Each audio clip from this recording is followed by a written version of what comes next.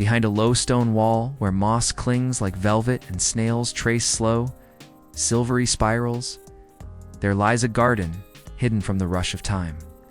The path to it is narrow, soft with fallen petals and fine, chalky dust. The kind of dust that rises only slightly as you walk, like it's afraid to disturb the quiet. And in the center of this garden, wrapped in vines, cradled by rosemary and thyme, stands a small round cottage. Its roof is thatched with straw, its shutters green with lichen, and in its windows flickers the gentle pulse of candlelight. This is where Lise lives. Lise is an alchemist, the quieter kind. But not the kind who seeks gold from lead, or immortality from stone. Lise is the older kind. She tends to sleeping herbs and dreaming leaves. She listens to the secrets hidden in roots and dew. She brews not potions for power, but elixirs for peace. Drops of calm, whispers of sleep, sips of stillness. It is evening now, and the sky is the color of wet violets. A breeze moves through the garden like a hush through a chapel. Lise kneels in her herb bed.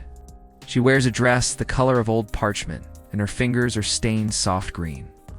By her knees, moonwort curls delicate silver leaves that shimmer faintly in the fading light. The old days, people said moonwort could unlock any door, even the doors between waking and dreaming. Especially those, Lise clips the leaves with little golden scissors, the blades making only the gentlest snick. She gathers them in a wide woven basket lined with linen, still damp with morning mist. The linen smells faintly of sage. Round her, the garden hums with the kind of life that doesn't need to speak. A toad blinks from beneath a pot. Moth the size of a thumb flutters across a sprig of hyssop. Even the stones seem to breathe in rhythm. Inside the cottage, a fire waits. A cauldron of glazed clay sits near the hearth, and in it, spring water has just come to a shy little boil. Lise will make a tonic tonight. A draught of sleep for an old baker with troubled dreams.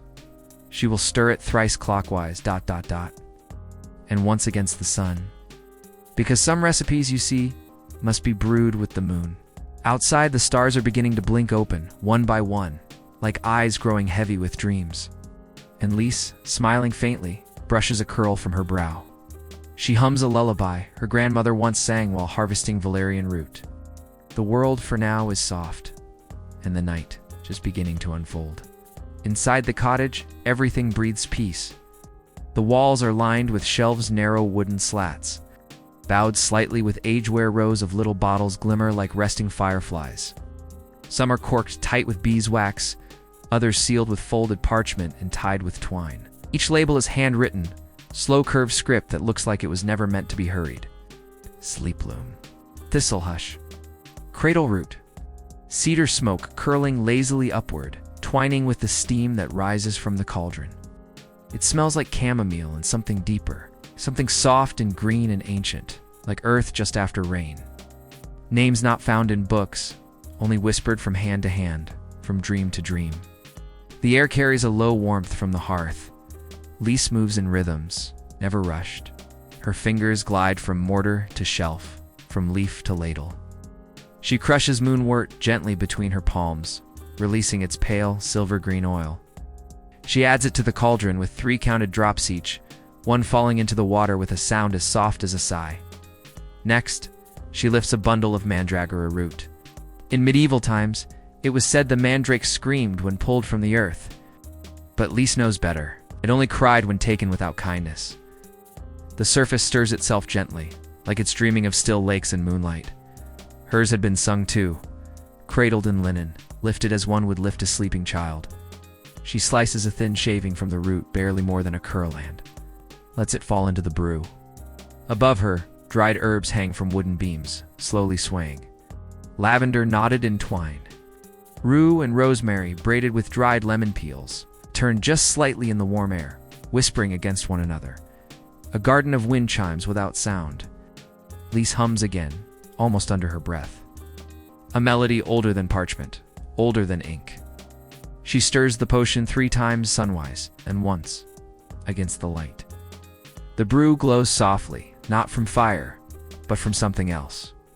Something gentler. Outside, the garden waits.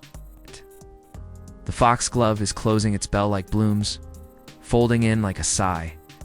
The air has grown cooler now. touched with night's breath, the kind of cool that gathers on old stone, softening its edges. The kind that brushes against your cheek and makes you dream of velvet cloaks and pine needles underfoot. A little owl calls once from the elm, just once, as if to say sleep is near. Inside, Lise fills a small vial round, stoppered, perfect to fit in the palm. She ties it with a green ribbon and sets it on a cushion of moss inside a lidded basket. Tomorrow, she will walk to the village. She will leave it by the baker's door with a sprig of marjoram tucked inside. But for now, she pours herself a single spoonful of the potion, sips it slowly, sits by the fire, watching the flames curl like cats in their sleep. The flames in the hearth have dimmed, softened to amber coals. Lise sits wrapped in a shawl the color of dusk, its woven threads laced with tiny beads that catch and scatter firelight, like distant stars reflected on still water. Her chair creaks just slightly, the old wood sighing beneath her like an old friend. She leans back, her feet tucked beneath her, and closes her eyes. Outside, the moon has risen, round and full and watching. Its light spills gently across the garden path, turning dewdrops into pearls, and the garden responds. Moonwort glows. The belladonna trembles, just once. The lavender leans toward the light. Some say certain herbs grow only under moonlight, that they whisper when the wind dies down, and breathe a different kind of air. Tonight is one of those nights. A slow rustling comes from the edge of the garden, not loud, not startling, just the soft push of brush, as something makes its way along the path. A fox, perhaps, or the village cat, but Lise doesn't open her eyes. She smiles, as though she knows exactly who walks there. Long ago, it was believed that gardens like this held spirit guests, not ghosts, no. Just memories that still liked to walk, footsteps that still liked to feel moss beneath them, old laughter tucked into leaves. Lise believes this too. Sometimes when the night is very quiet, she hears her grandmother's voice in the rosemary bush, or her father's whistle in the reeds by the water basin. The breeze rises just slightly, and through the open window drifts the smell of lemon balm. Bright, clean, calming. It was once used to settle a racing heart. Medieval physicians placed sprigs of it in sleeping chambers, under pillows, in the hems of cloaks. Lise lets the scent wrap around her like a second shawl. The potion warms her belly with a slow spreading peace, and her eyes begin to flutter. Once, then twice, then still. In her dream, she is walking barefoot in the garden. The stars above her pulse in time with her heartbeat. The herbs lean toward her with curious faces. The moon says nothing but watches kindly. She walks past the mandrake patch, past the tiny bench carved from oak. She sees a trail of petals, white, soft, fragrant, leading toward the back gate. That gate, always closed, always gently creaking in the wind, is open now. And beyond it, a misty path, lined with silver leaf trees. Branches shimmer like spun glass. She takes one step, then another. And as she walks, the dream breathes around her, quiet as fog across still water. The mist along the path is cool, but not cold. It curls around Lisa's ankles like silk, like memory. Above her, the silver leaf trees sway without wind, their pale leaves catching the moonlight, casting soft shadows that drift and dissolve like forgotten thoughts. This part of the garden does not exist on any map, not even the ones tucked in the oldest books. It is a garden of the heart, a place of dreams that only opens when one walks slowly enough and breathes quietly enough to be let in. Lise takes her time. Each step presses gently into moss so thick it feels like velvet underfoot. She passes a tiny brookanelli, a whisper of water threading between low stones, smoothed by centuries. The brook smells of mint and starlight. On one side of the path, tall stalks of valerian bloom. Their tiny blossoms sway, even though no wind stirs. Valerian was once thought to draw sleep from the air like nectar from flowers. Monks in ancient cloisters placed it by their beds, whispering prayers over the roots before letting go of the world. Lise touches one stalk with her fingertips. The blossoms lean into her hand, and something within her chest sighs open. She walks on. Further down the path, she finds a clearing round and perfect, like the moon's own garden. In the center, a marble basin sits, carved long ago by hands that understood stillness. Water glows within it, It's not from the moon, but from something beneath the surface. A soft, silvery light that pulses like a heartbeat. Lise kneels by the basin and gazes in. First, only her reflection stares back. But then, slowly, gently, images begin to form. Not pictures, but feelings. Warm bread pulled from an oven. The hush of snow falling at dawn. A mother's hand brushing a child's hair behind the ear. The basin shows peace and sleep. In all the little moments the waking world forgets to notice. Lise closes her eyes. She dips her fingers into the water. But cool and tingling like air at the top of a bell tower. When she withdraws her hand, a single drop clings to her fingertip, glowing faintly. She touches it to her lips. It tastes like quiet and honey, and the color blue. Clearing grows even quieter, even softer.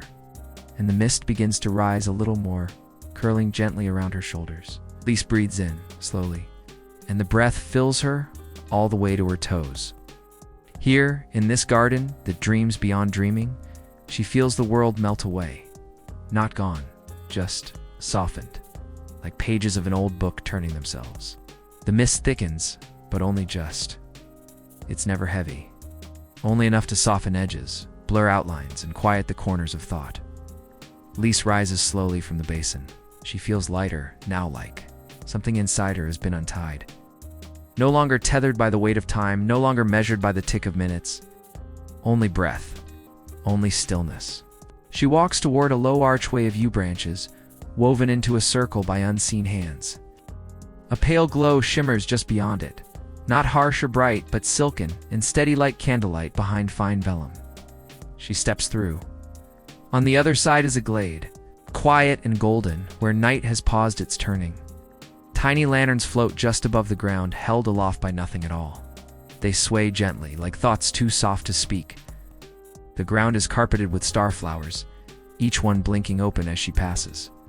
They do not grow in soil, but in memory taking root in the places where wonder once lived. In the middle of the glade is a single chair, carved of elderwood, smooth with age, with a velvet cushion of moss and feathergrass. It waits. Lise sits. She does not ask why. She simply knows, as all dreamers do when a chair is meant for resting. Above her, the sky is stitched with constellations. No astronomer has charted. Stories older than names, older than parchment, older even than the fire in mankind's first hearth. One star falls slowly, gracefully, not crashing, but descending like a snowflake in no hurry at all. It lands beside her. Not hot, but warm, like a cup of tea left just long enough. It hums faintly. Lise picks it up and cradles it in her hands. It doesn't burn, it soothes. It pulses in rhythm with her breath. The star begins to whisper not in words, but in feelings. It speaks of gardens that grow inside us, of roots made from memories, blossoms that open each time we slow down enough to notice them.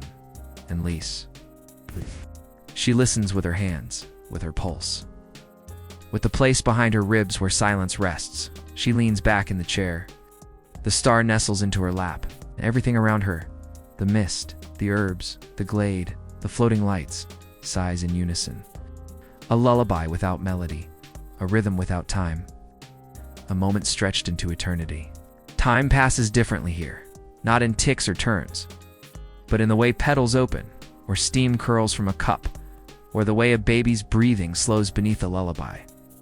Lise leans into the chair, eyes half closed, her body warmed from within.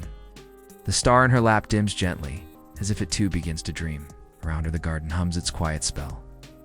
No words, no need, just presence and peace. In this place, she remembers things she never knew she forgot. The sound of bees in summer fields, the weight of rain-heavy linen on a clothesline, the way her mother smiled while threading nettle into dye pots. Each memory blossoms and then dissolves, like dandelion seeds drifting into the dark. The glade breathes with her. She inhales. The air tastes like rose hips and sweetgrass. And the lights above flicker slightly, as if nodding in agreement. The star in her lap begins to dissolve. Not vanish, no. It melts into golden mist, spilling gently across her legs, rising upward like morning fog warmed by the sun. It wraps around her, curls into her curls, settles into the folds of her shawl, till there's no difference between Lise and the light. She glows now like the hearth at midnight, like a candle left for travelers, like the hush between pages in a much-loved book. Back in the waking world, far from the dream glade, the potion bottle rests in its moss-lined basket, still tied with green ribbon, still waiting on the cottage shelf, promise of rest for the weary baker. And Lise, she sleeps now. It's not just in the chair, but in every root of her garden, in every leaf, in every vial that holds a drop of stillness. She has become part of it, not lost, just gently woven in. The cottage breathes in time with the moon. The herbs sway as if remembering her steps. The fire dims to embers but never fully fades. And somewhere in the shadows, a lullaby is still being hummed. Soft and slow and full of sleep. Tonight, you walked with an alchemist who distilled peace from petals and rest from roots. Tonight you wandered through a dream woven from silence, steam, and silverleaf. Now, let your own breath slow. Let the stars settle in your chest. Let the moss gather beneath your spine. Let the night hold you, gently, completely. Just as you are, you've done enough. It's time to sleep. Good night, dear one. Sleep deeply and dream well. The garden will be here when you return. The end.